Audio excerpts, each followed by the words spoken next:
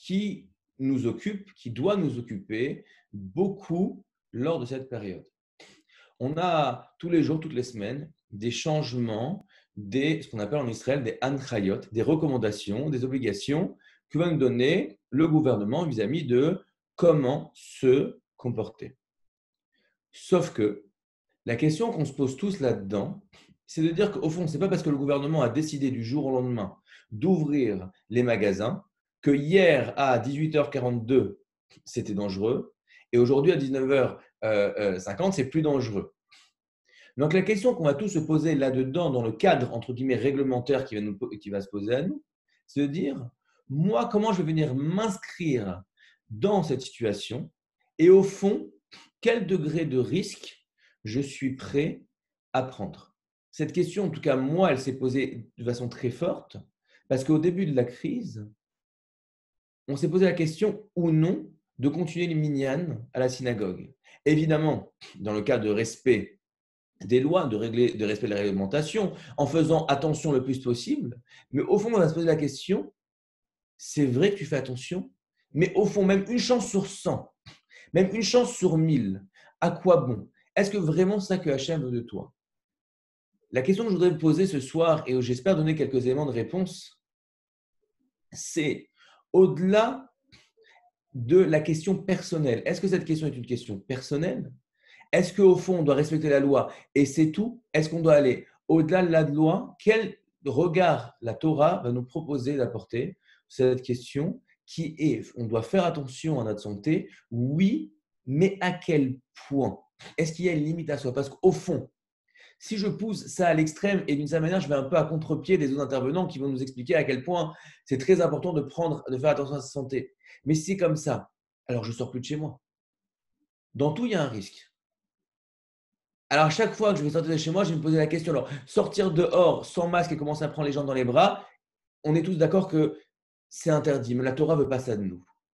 Mais en même temps, est-ce que j'ai le droit de sortir pour faire une balade? C'est vrai que c'est dur d'être à la maison, mais je peux encore tenir. Est-ce que j'ai le droit de sortir pour acheter du riz alors qu'il me reste des pâtes? Est-ce que j'ai le droit de sortir pour aller m'acheter des olives parce que je vais me faire un apéro? Est-ce que j'ai le droit de sortir pour aller prier en minyan? Et au fond, quel rôle, quelle place la Emouna va jouer là-dedans? Parce qu'au fond, si je dois tomber malade, c'est Hachem qui décide. Alors, ah bon, à quoi ça sert? Jusqu'à où je dois faire attention? Ce sont les quelques questions que je voudrais toucher ce soir dans le temps qui nous est imparti. Je vais répéter ce que tout le monde a déjà dit ce soir. On sait tous la Torah apporte au fait de faire attention à sa vie un poids extrêmement important. On dit dans la Torah, Venishmartem me'od al nafshotechem. Vous devrez faire extrêmement attention à votre santé, et non pas seulement à votre santé spirituelle, mais également à votre santé, à nafshotechem, votre nefesh, votre santé corporelle, votre santé physique. On sait bien ce principe. Pikoar nefesh doré kol Torah de kula. Une personne, il y a même un petit doute de maladie à Shabbat. Eh bien, vous savez quoi? Quelle est la halakha? Si une personne, il y a un doute, même s'il y a 10 avis qui pensent que cette personne-là, il n'y a pas de danger, mais il y en a un qui pense qu'il y a un danger, on va transgresser Shabbat. Shabbat qui représente la chose que nous avons de plus sainte, malgré cela, on va le transgresser. Et écoutez bien, la halakha veut que ce soit le rabbin, la personne la plus importante, qui soit le plus estimé par l'Assemblée, qui va être elle, qui va transgresser Shabbat, afin que tout le monde voit bien que ce n'est pas bon, le pauvre, on ne va pas laisser mourir, alors on va transgresser Shabbat. Non, non, non, non. Je cours parce que j'ai une mitzvah de venir sauver sa vie. On a dans la Torah une mitzvah, quand on a fait les travaux chez nous, la monsieur qui est venu installer la rambarde ne m'a pas cru, il dit vite, vite, s'il te plaît, appelle-moi avant de mettre la rambarde. Je veux absolument être là. Il dit d'accord. Alors il m'a appelé, viens, je vais mettre la rambarde dans 5 minutes. On a refait la fenêtre. Je suis venu mettre la rambarde. J'ai dit donne-moi le marteau. Et je suis venu. Baruch, Ata, Hashem, Elokeinu, Melech, Haolam, Asher, Kideshanu, Bemitzvotav. Tu nous as ordonné dans la Torah de faire une rambarde. J'ai donné un coup de marteau et j'ai fait le commandement de la Torah de faire une rambarde. En faisant ça, j'ai à la fois fait un commandement positif de mettre une rambarde à ma fenêtre afin que personne ne puisse, Chas Shalom, tomber. Et je me suis préservé d'un interdit de la Torah qui est Velo Tassim Dam Bevetecha, de mettre quelque chose de dangereux dans ma maison. Donc, d'un côté, on voit que la Torah a donné une importance extrême au fait de faire attention à sa vie. Mais en même temps, le Talmud nous dit la chose suivante. 4 personnes doivent faire ce qu'on appelle la bénédiction de Hagomel, remercier Hachem. C'est une personne qui a pris la mer, quelqu'un qui était malade, quelqu'un qui était en prison et quelqu'un qui a traversé un désert. Alors, celui qui était malade, le pauvre, il était malade. Celui qui était en prison, le pauvre, il était en prison. Mais celui qui a pris un bateau pour aller en mer, il doit remercier parce qu'il a failli y passer, il a pris un danger. De quel droit tu prends un bateau? De quel droit tu vas dans le désert? Alors, a priori, on n'a pas entendu que la Torah nous parle d'un cas où j'étais obligé de prendre le bateau pour sauver la vie des gens. Non, j'ai pris le bateau parce que je travaille, c'est ça. Je fais de l'import-export, je dois prendre le bateau. Et même peut-être, on ne nous a pas vu à période de restriction, j'ai envie de voyager. De prendre l'avion, il y a un risque. Alors, de prendre l'avion pour aller sauver des vies, d'accord qu'on est prêt à le prendre. Mais prendre l'avion pour aller faire un voyage parce que ça m'intéresse d'aller voir les pingouins ou d'aller visiter la Statue de la Liberté, de quel droit? Et pourtant, on voit bien que nos sages n'ont rien trouvé à redire au fait de prendre le risque. Mesdames, vous savez que chaque accouchement est un miracle. Lorsque une femme va pour accoucher, on transgresse le Shabbat pour elle, elle se met en danger. De quel droit la Torah va nous enjoindre d'avoir des enfants et de mettre en péril la vie de nos épouses? De quel droit? La Brit Mila. On a une Torah, on a une mitzvah dans la Brit Mila, mais c'est dangereux. C'est dangereux de faire une Brit Mila. Alors évidemment, on fait les choses très bien, Baruch Hashem, on voit que dans quasiment tous les cas, tout va bien, mais je prends un risque. Donc, on voit bien que d'un côté, la Torah nous demande de faire extrêmement attention, mais de l'autre côté, la Torah ne nous interdit pas de vivre, même si cela peut demander un certain risque. Alors, où est-ce qu'on va trouver l'équilibre entre les deux? Pour ça, je voudrais vous ramener un texte de la Gemara dans Yebamot, page 12. La Gemara nous dit la chose suivante. Il y a 3 styles de femmes qui sont des femmes qui pourraient avoir un danger, dont la grossesse pourrait avoir un danger.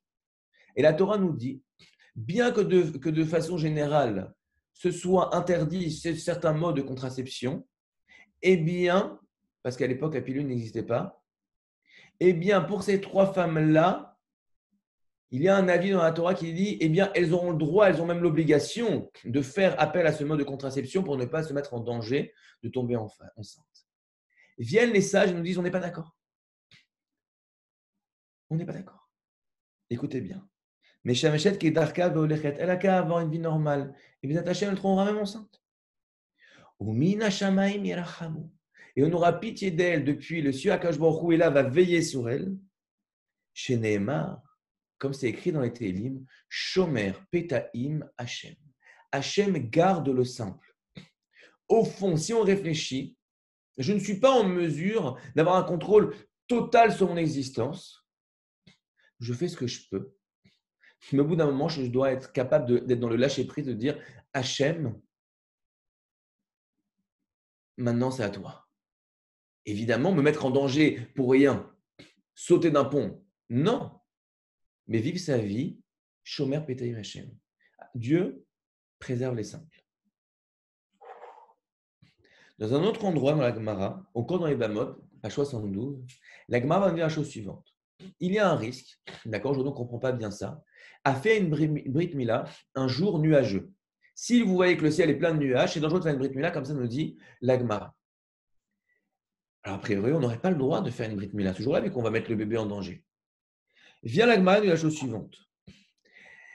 Beaucoup de gens font ça et n'ont pas peur de ça. L'habitude aujourd'hui, c'est de ne pas avoir peur de ça. Les gens font des Brit Mila, même s'il y a des nuages, et ça va. Et quoi? Shomer Petaim Hachem, et Hachem va préserver les simples. Vient un des grands sages du Moyen-Âge, le Ritva, et nous dit la chose suivante. Effectivement, c'est vrai que, étant donné que l'habitude, c'est de ne pas faire attention à ça, ça rentre dans, et on va expliquer plus dans les détails, mais ça rentre dans la vie normale d'une personne, de ne pas faire attention à ça, donc on aura le droit. Mais si, écoutez bien, une personne dit non mais moi j'ai peur de ça, je ne veux pas le faire, eh bien, il aura le droit de repousser la Brit Mila, c'est-à-dire de venir annuler un commandement positif de la Torah de faire la Brit Mila le 8e jour, parce qu'il dit « Je sens qu'aujourd'hui, c'est une mauvaise journée. » Pas « je sens ». C'est écrit dans le Talmud que c'est une mauvaise journée, c'est une journée qui peut être dangereuse, même si les gens ont l'habitude de ne pas faire attention. Eh bien, moi, je décide d'être plus strict et de faire attention et de repousser la Brit Mila. On dit le Ritva, il aura le droit. C'est-à-dire que, d'après le Ritva, d'après ce sage, il y a effectivement un principe qui est qu'une chose qui est l'habitude normale du monde, on peut se reposer sur la providence divine qui va faire attention à nous et de dire au fond, je vis ma vie, qu'est-ce que vous voulez de moi? Mais nous dit le Ritva, mais si je veux faire plus attention, j'ai le droit. Sauf que, vous savez, nous, quand on veut savoir quoi faire pour comment est-ce qu'on mange, comment la cache-route, comment Shabbat, etc., on ne va pas ouvrir le Ritva. Qu'est-ce qu'on ouvre? Le Shulchan Aruch. Le Shulchan Aruch va repousser la vie du Ritva. Et va dire la chose suivante. Une personne ne peut pas repousser la Brit Mila à cause de cette peur d'un jour nuageux. Mais il y a quand même un petit risque quelque part, alors quand même, c'est un petit risque. Étant donné que c'est l'habitude du monde et qu'il y a un risque évidemment qui est tout petit, ce n'est pas pour rien que les gens le font, eh bien, je n'aurai pas le droit de venir repousser une mitzvah, un commandement positif, en disant « mais moi j'ai très peur d'eux ». C'est-à-dire d'une certaine manière, si on reprend un peu dans notre situation, est-ce que je peux décider que je ne sors pas de chez moi, je ne fais pas de balade? Au fond, si je ne perds rien, pourquoi pas? Mais si ça va devenir au prix de quelque chose d'autre qui est important, le Rida dit, tu as le droit, chacun, c'est très personnel. Vient le Beth Yosef et dit, d'accord, mais il y a des limites. Si tu vois que l'habitude du monde, c'est de ne pas faire attention à ça, si ça ne te coûte rien, pourquoi pas? Et il dit, les sages, mais non seulement pourquoi pas, tant mieux, bravo, ta voix à la bracha, il sera digne de bénédiction, de faire attention encore plus à sa santé et de respecter le commandement Ushmartem, mais on a faire très attention, encore plus attention, mais la vie d'une personne, c'est quelque chose de global. Si en restant chez moi, je fais ça et je vais me disputer avec ma femme, ou ma femme veut sortir, veut qu'on fasse une balade, elle a besoin de s'aérer, moi je dis non, non, non, non, même une balade, je ne veux pas. J'ai le droit. Il y a un risque, peut-être infime, mais il y a un risque. Les gens sortent, mais moi j'ai le droit de faire partie de ceux qui ne sortent pas. D'accord? Nous dit le Beth Yosef, il y a des limites. D'une certaine manière, il y a une limite dans laquelle, quand ça va venir au prix de choses qui sont importantes, eh bien, tu ne fais plus preuve d'une khumra, de faire particulièrement attention à la mitzvah de Venish Martem et en Achoterem, mais tu es en train de montrer, d'une certaine manière, que tu as un manque total de confiance en Dieu. Parce que si tu ouvres cette porte-là, eh bien, comme nous disent les sages de la Gemara, en la davar sauf. Il n'y a plus aucune limite. Pourquoi il n'y a plus aucune limite? Parce que sortir de chez soi, c'est un risque. Traverser la rue, c'est un risque. Faire ses courses, c'est un risque. Vivre en Eretz Israël, c'est un risque. Être médecin, c'est un risque, etc. C'est-à-dire que tu n'as pas d'autre choix que d'accepter de vivre une vie normale et de faire rentrer dans ta vie la dimension de dire qu'il y a la providence divine. Mais attention, il y a des limitations. Les décisionnaires de notre génération se posaient notamment beaucoup de questions, notamment par rapport au fait de fumer. Il faut savoir qu'aujourd'hui, tout le monde sait que c'est très mauvais pour la santé, c'est très nocif de fumer. Mais il y a encore 40 ans, on pensait que c'était très bon pour la digestion, 50 ans, d'accord? Et donc, se pose la question de dire, est-ce qu'on a le droit de fumer? Je raconte une petite histoire au passage. Le Rav Shach, était quelqu'un qui fumait énormément. On ne savait pas que c'était dangereux. Son beau-frère est venu lui voir, lui dit, tu sais, il y a des études aux États-Unis qui disent que c'est dangereux de fumer. Il faut imaginer, il fumait peut-être 4 paquets par jour. Il fumait non-stop. Son beau-frère lui dit, tu sais, il paraît que c'est dangereux de fumer. Il avait une cigarette dans la bouche, il l'a pris, il l'a éteinte. Il n'a plus jamais touché une cigarette de sa vie. C'est dangereux. C'est magnifique. Évidemment que ce n'est pas bien de fumer. La question qu'on va se poser, c'est est-ce que c'est interdit? Quelle est la différence si c'est interdit? J'ai pas d'autre choix. Et bah, ça va me faire prendre du poids. Et ça va me rendre nerveux. Et je vais m'énerver. Mais je ne peux pas transgresser Shabbat parce que ça m'énerve. D'accord? J'ai pas le choix. Il faut que je lui mette. Autre question? Moi, j'ai un magasin. Je vends des cigarettes. J'apprends qu'il y a une étude qui dit que c'est dangereux. Est-ce que j'ai le droit demain encore de vendre des cigarettes? Ou au fond, je dois mettre en péril ma parnassa, c'est-à-dire je ne peux pas vendre des choses interdites, je ne peux pas vendre de la drogue, je ne peux pas vendre des choses qui mettent la vie des gens en péril. Est-ce que la cigarette est quelque chose qui est de l'ordre du choix personnel, mais du choix personnel, c'est-à-dire qu'il doit venir être vu dans une globalité de ma vie, de ce que je gagne et de ce que je perds, ou bien c'est quelque chose qui est complètement interdit? Et ça, je vais vous poser la question là-dessus, il va y avoir plusieurs avis là-dessus. Mais quoi qu'il en soit, je vais vous donner quelques principes autour de ça qui nous touchent tous. Premièrement, nous dit le Rav Auerbach, le principe fondamental qui est qu'au fond, on a le droit de vivre sa vie normalement, il est notamment du fait que c'est l'habitude des gens. Donc, je dois regarder, est-ce que cette chose-là est vue par le monde comme un comportement dangereux, comme un comportement accepté? De prendre l'avion, c'est vu par le monde comme un comportement accepté. Est-ce que c'est dangereux? Oui, mais c'est comme ça. De prendre la voiture, c'est vu comme un comportement accepté. Est-ce que c'est dangereux? Malheureusement, oui. C'est pour ça qu'on fait la fila Taderer. On va faire une fila pour demander que la providence divine nous garde. Mais au fond, on va s'en remettre, dans une certaine mesure, à la providence divine. Est-ce que ça veut dire que j'ai le droit de prendre la voiture en étant sous? Évidemment que non. Est-ce que j'ai le droit de rouler trop vite? Non. Et si quelqu'un qui roule trop vite ou roule en état d'ébriété, il transgresse le comportement de la Torah, velotassin dam bevetecha, de faire un comportement qui met la vie des autres en danger. Mais ceci étant dit, étant donné que le monde regarde comme le fait de conduire, comme une nécessité, même si au fond c'est juste pour même faire une balade, ça fait partie des choses de la vie, eh bien là-dessus, je dirais Shomer Petaim Hashem, et Hashem prendra soin de moi. Premièrement. Deuxième chose, si je sais que cette chose-là est dangereuse, je sais que je suis en train de me mettre en danger en faisant ça, j'ai conscience dans ma tête à ce moment-là, c'est clair que je suis en train de me mettre en danger. On peut dire Shomer Petaim Hashem. Hashem protège les simples. Je ne suis pas quelqu'un de simple, je suis un fou furieux. Et là-dessus, non seulement je transgresse la Torah, mais je n'aurai pas le droit à cette protection divine, parce que Hashem, au fond, pourquoi est-ce qu'Hachem va nous protéger ou pas nous protéger? Je finirai là-dessus. Le Messiah Nechaim nous dit une chose suivante. Au fond, c'est Hachem qui décide si on est malade. C'est Hachem qui décide s'il va nous arriver un accident ou pas nous arriver un accident. Alors au fond, pourquoi faire attention?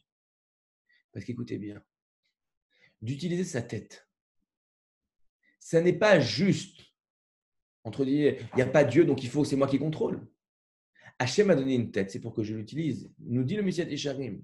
Lorsque une personne va, par exemple, sortir à 2 heures du matin dans le froid avec les cheveux mouillés, non seulement il prend un risque parce qu'il a les cheveux mouillés et qu'il fait froid, mais en plus, en se comportant de façon contraire à la volonté divine, de faire attention à sa santé, de montrer à Hachem que c'est important pour lui d'être en bonne santé. Pourquoi c'est important pour lui d'être en bonne santé? Parce qu'il dit, j'ai des choses à faire de ma vie, et si je suis malade, je ne pourrais pas faire des bonnes actions. Je ne pourrais pas m'occuper des autres, je ne pourrais pas amener de la parnasse à ma famille, je ne pourrais pas prier, je ne pourrais pas étudier, je vais être concentré sur moi, je ne pourrais pas être concentré sur les autres, etc. Je n'aurais pas de patience avec ma femme, je n'aurais pas de patience avec mes enfants, je n'aurais pas de patience avec mon mari. Si une personne, d'une certaine manière, montre que tout ça, ça ne l'intéresse pas, ce n'est pas juste qu'il est en train de se mettre en danger par les lois de la nature, c'est qu'il est en train de se mettre en danger par les lois divines, parce qu'il dit Hachem, au fond, ma santé ne m'intéresse pas, ma vie ne m'intéresse pas. Et Hachem lui dit, si ça ne t'intéresse pas, alors moi non plus.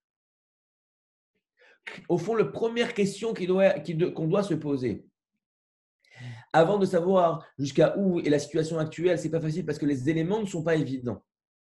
Mais lorsqu'on va se dire, est-ce que je suis obligé de sortir? Je ne suis pas obligé de sortir. Est-ce que j'ai le droit de faire ceci? Est-ce que j'envoie les enfants à l'école? Est-ce que je ne les envoie pas? Est-ce que je vais faire les cours? Je ne vais pas faire les cours. Est-ce que je vais en minyan? Est-ce que je ne vais pas en minyan? La première chose que je dois me mettre, c'est de me dire qu'au fond, c'est Hachem qui va décider. Alors pourquoi je me pose la question?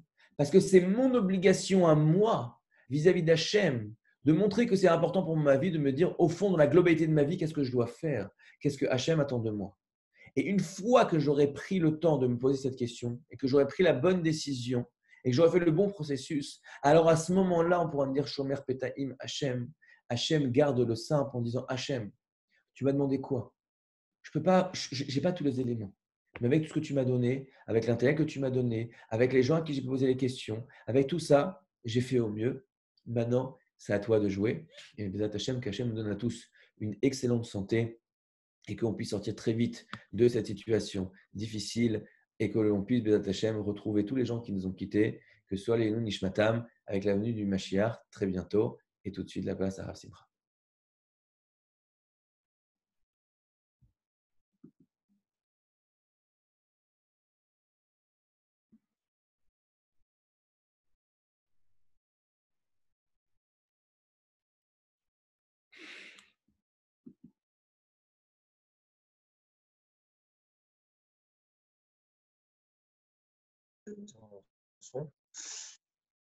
Erev Tov, bonsoir à tout le monde.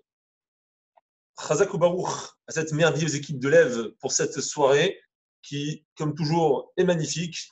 Tizkul et mitzvot, et que Kadosh Baruch vous donne la force de continuer. Kadosh Baruch également envoie la refoua shlema à toutes les personnes malades et tous ceux qui ne sont pas malades, que Bezrat Hashem y continue à être en parfaite santé. Alors, ça tombe bien parce que justement, ce soir, le sujet, c'est la santé. Et on s'est fixé comme objectif, dans les minutes qu'on a, d'essayer de comprendre la problématique suivante. Est-ce qu'on a le droit